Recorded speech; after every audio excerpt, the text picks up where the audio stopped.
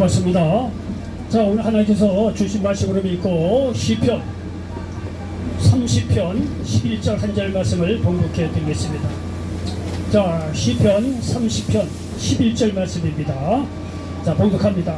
주께서 나의 슬픔이 변하여 내게 춤이 되게 하시며 나의 베옷을 벗기고 기쁨으로 띠우셨나이다. 아멘. 자, 짧으니까 한 번만 더 봉독하겠습니다. 주께서 나의 슬픔이 변하여 내게 춤이 되게 하시며 나의 베옷을 벗기고 기쁨으로 띠우셨나이다. 아멘.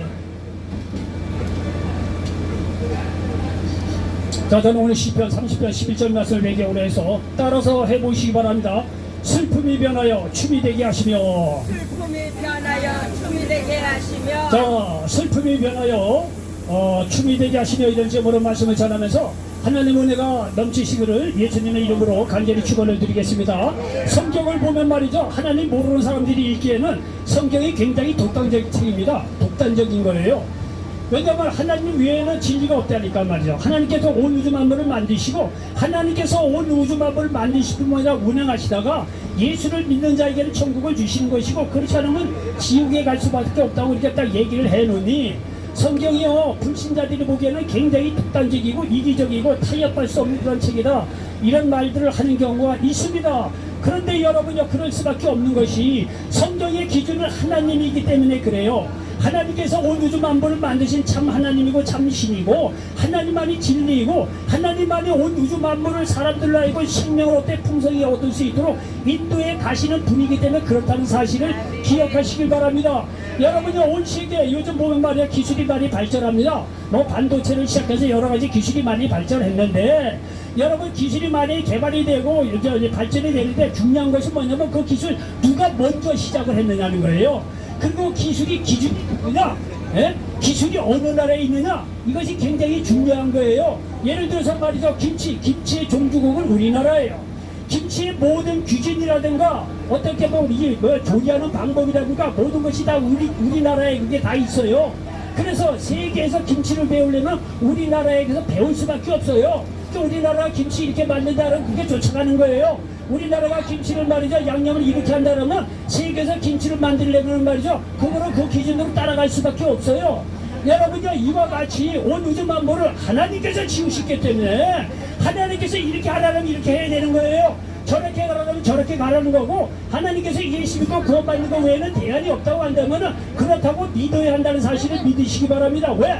하나님께서 기준이기 때문에 그래요. 하나님께서 우주 만물을 만드시고 진리의 아주 주체이고 진리의 모든 것을 다 아주 알고 계시는 우리의 모든 기준을 갖고 계신 분이기 때문에 하나님께서 말씀하시면 그렇다고 믿으시기를 바랍니다. 자, 여러분요, 그렇기 때문에 여러분 이 시간 말씀드리고 싶은 것은 뭐냐면요, 하나님 없는 인생은요 슬픔으로 시작해서 배옷 입고 흙으로 돌아가는 것이 그들의 인생이라는 사실이에요. 여러분요, 하나님 없는 사람이 이래저래 뭐 나름대로 철학을, 사상을, 종교를 개발하고 뭐 인격을 도야를 함상해서 뭐 그럴듯하게 인생을 산다고 하지만 기독교적인 입장에서 보면 다 소용없는 거예요. 기독교적인 입장에서 보면은 그거는 부차적인 겁니다. 저도 가끔가다 텔레비를 보면은 말이죠, 아주 인생을 나름대로 멋있게 살았다고 이야기하는 사람이 있습니다. 뭐 그 보면은 말이죠, 뭐 철학자 뭐 박사학위 받은 사람이건 뭐하니 사회적인 지도층 인사들이 와서 아주 자기 나름대로 인생을 멋있게 살았다고 얘기를 합니다.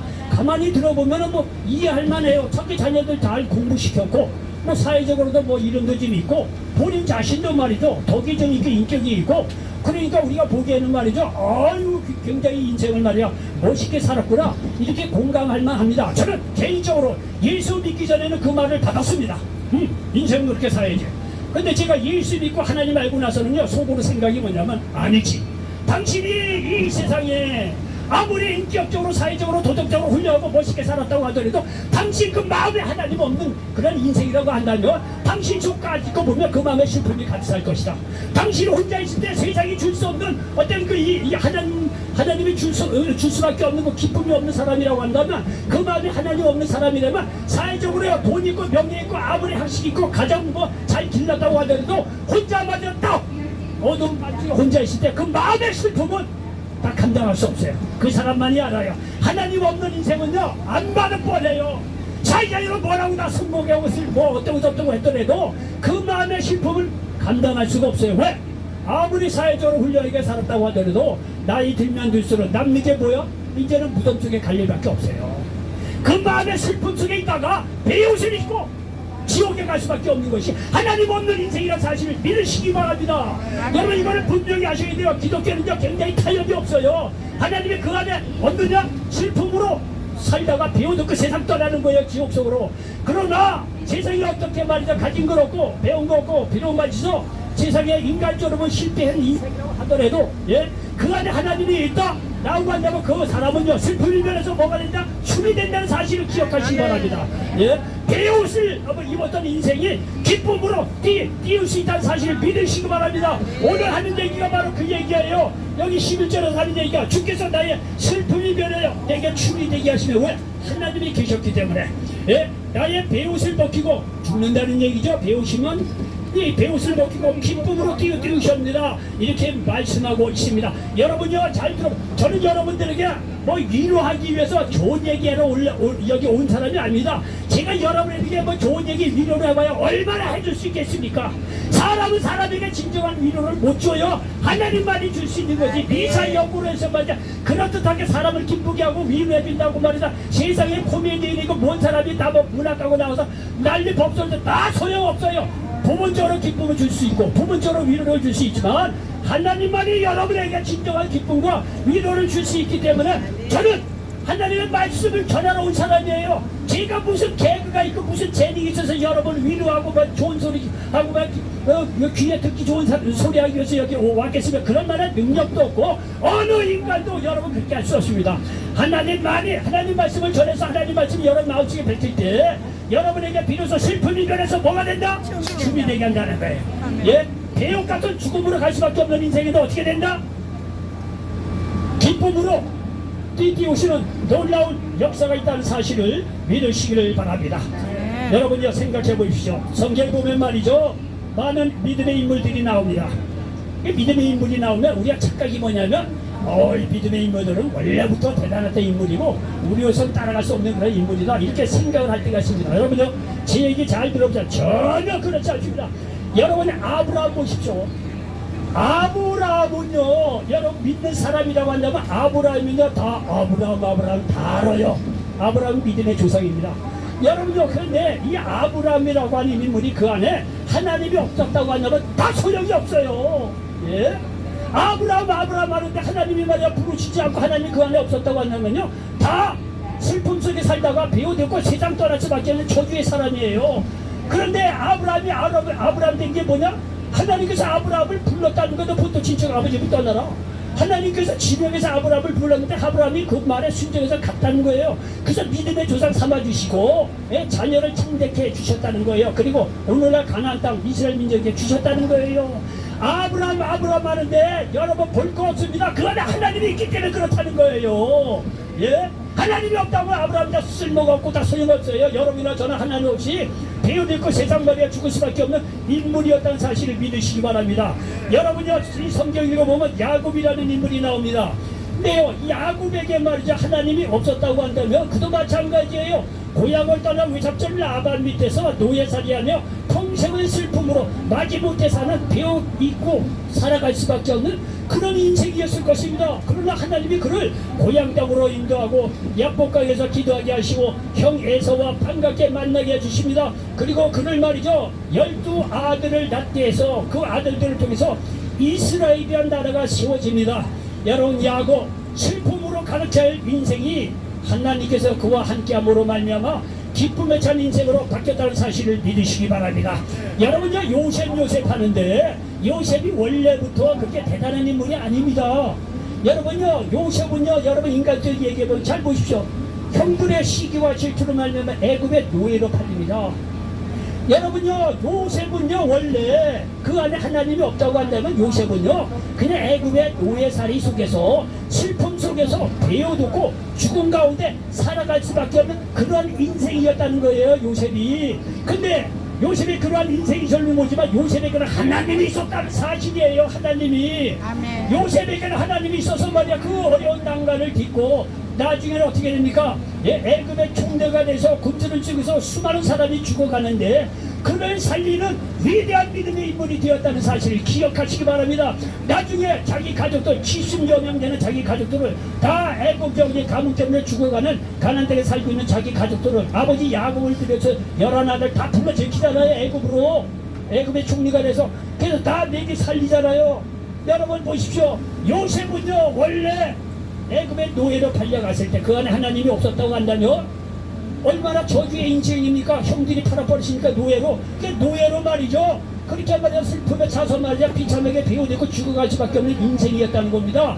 근데요 요셉에게는 누가 있었다? 하나님이 있었다는 거예요. 하나님이 있음으로 말이야 그런 여러 가지 상경 속에서 나중에 수많은 사람을 살리는 데 쓰임받는 걸 보십시오. 여러분요 요셉 얘기 많이 전하기도 여러분 많이 듣는데 여러분요 이제 눈치를 잘 채셔야 돼요. 야 저 주인중이 요셉 얘기를 하는구나. 어떤 또 실례합니다 제가 어떤 멍청한 사람이 이렇게 얘기하면 저저 주야 정도로 맨날 요셉만 얘기하네 이렇게 얘기하는.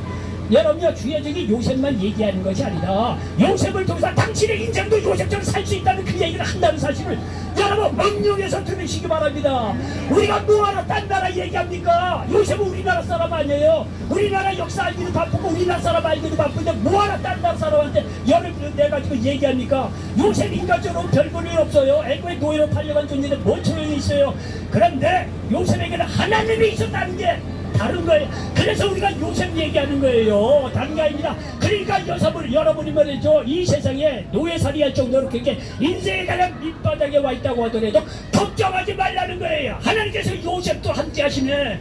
이렇게 세워주셨는데 바로 여러분도 그렇게 하나님이 쓰신다는 사실을 믿으시기 바랍니다.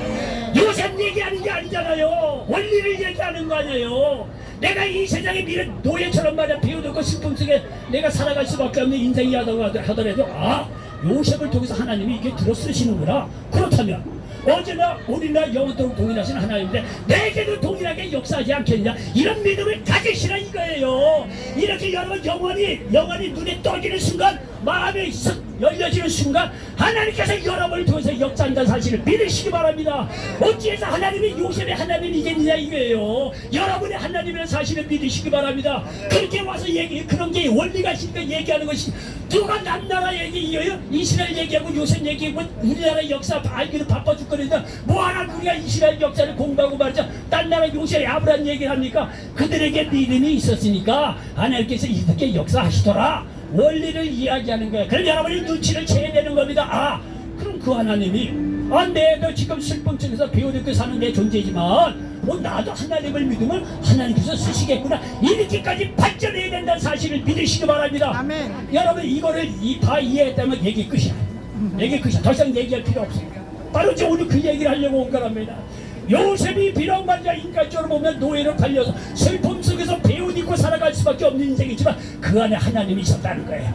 여러분요 성경에 보면요 출애굽 하는데 애굽의 노예살이 하던 이스라엘 민족에게 하나님이 없다면 지금까지 애굽의 노예로 살 수밖에 없는 그런 나라였을 것입니다.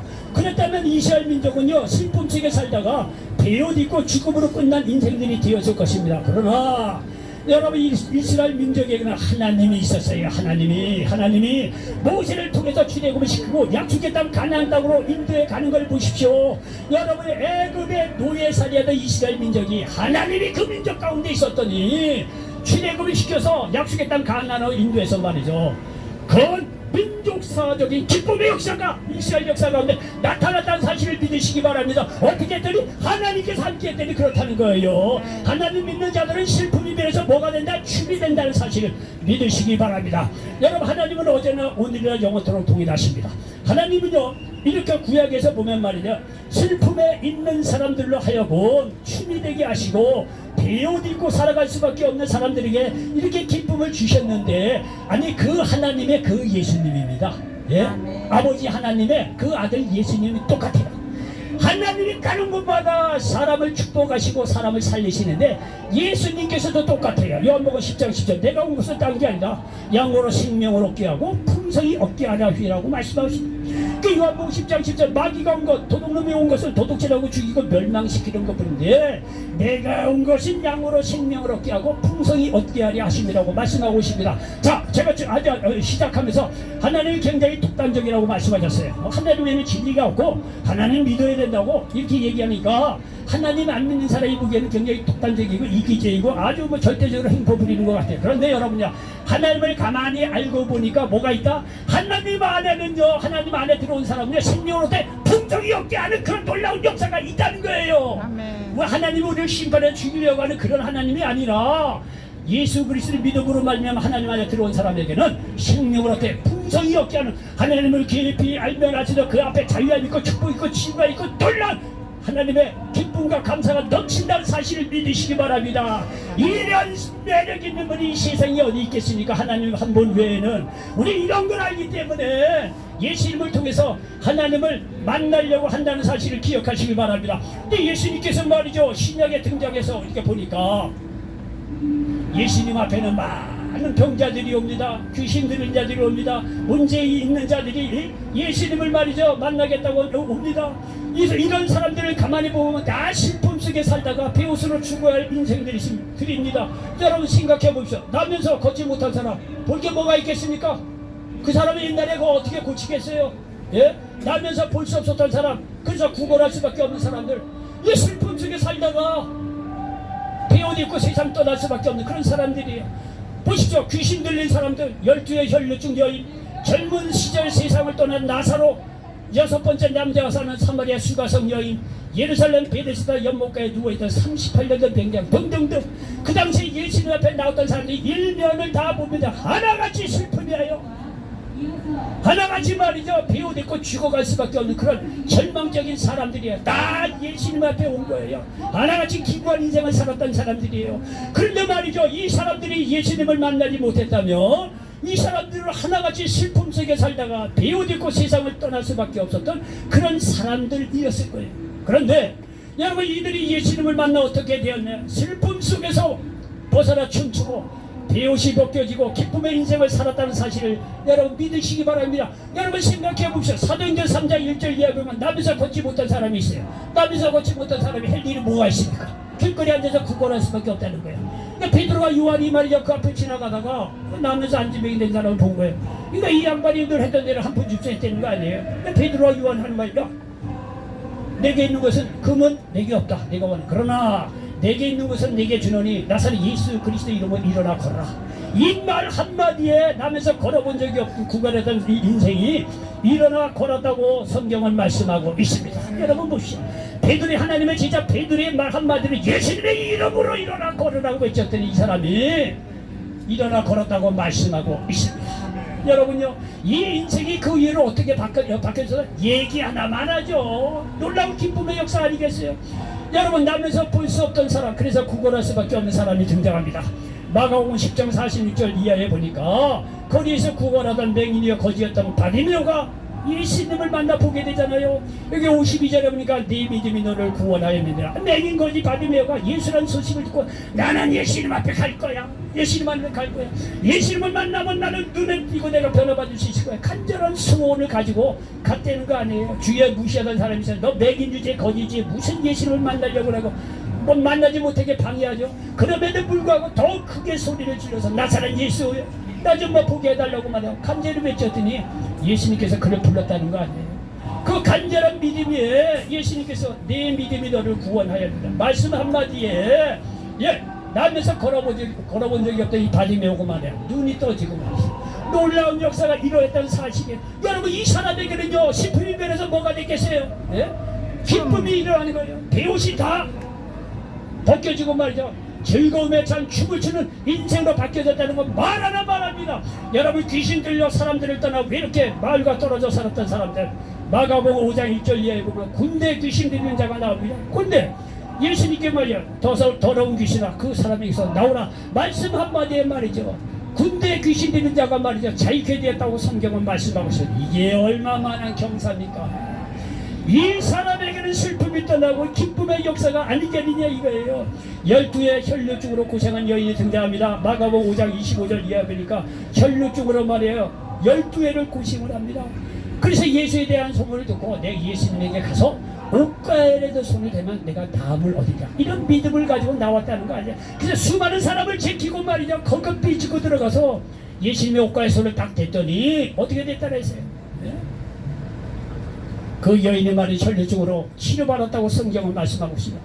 그리고 말씀 34절에 보니까 예수께서 이르시되 따라 네 믿음이 너를 구원하였으니 평안히 와라, 내 병에서 너의 건강할지다 확인해 주는 거 보십시오.